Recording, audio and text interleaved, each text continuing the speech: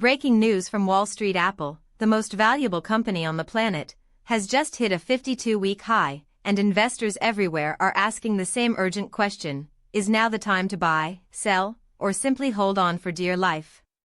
That's right, folks. The tech giant behind the iPhone, the MacBook, the Apple Watch, and an entire ecosystem that billions of people around the world simply cannot live without, has surged to levels not seen in over a year.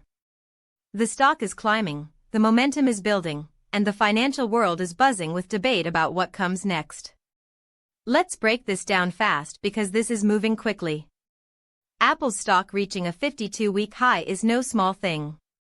This is a company with a market capitalization that flirts with the $3 trillion mark, a number so staggering it rivals the GDP of entire nations. When Apple moves, the entire market feels it.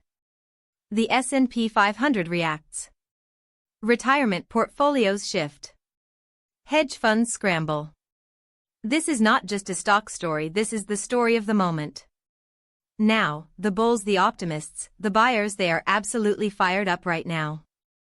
And honestly, their argument is compelling. Apple has proven time and time again that it defies gravity.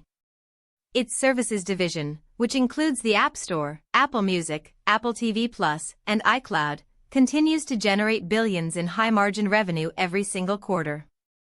We're not just talking about a hardware company anymore. Apple has transformed itself into a subscription powerhouse, and that recurring revenue is exactly the kind of financial fortress that makes long-term investors sleep soundly at night.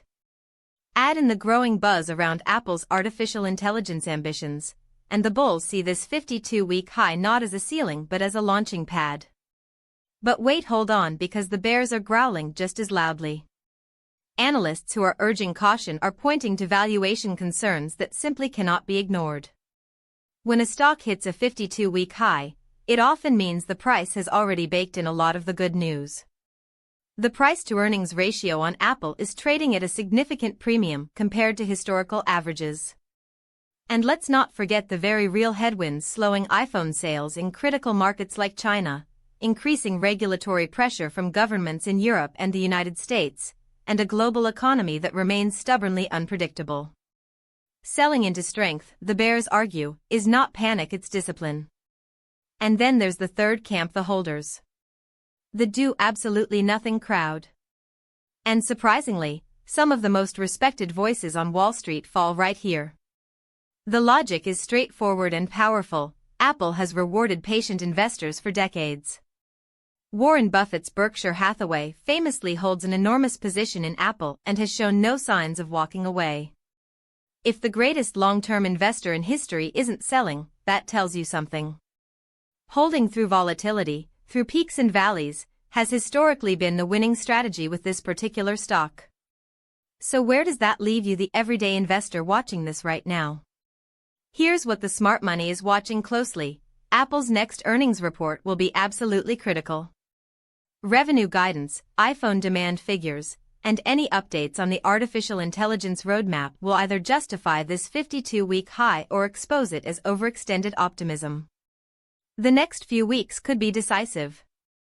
Analysts have a wide range of price targets on Apple right now, some seeing limited upside from current levels, others projecting continued gains well into the future. The consensus leans cautiously optimistic, but the word cautiously is doing a lot of heavy lifting in that sentence. One thing is certain: at a 52-week high, Apple is commanding everyone's attention, and the decisions made in the next few days could define portfolios for years to come. The real question isn't just what Apple does next, it's what you do next.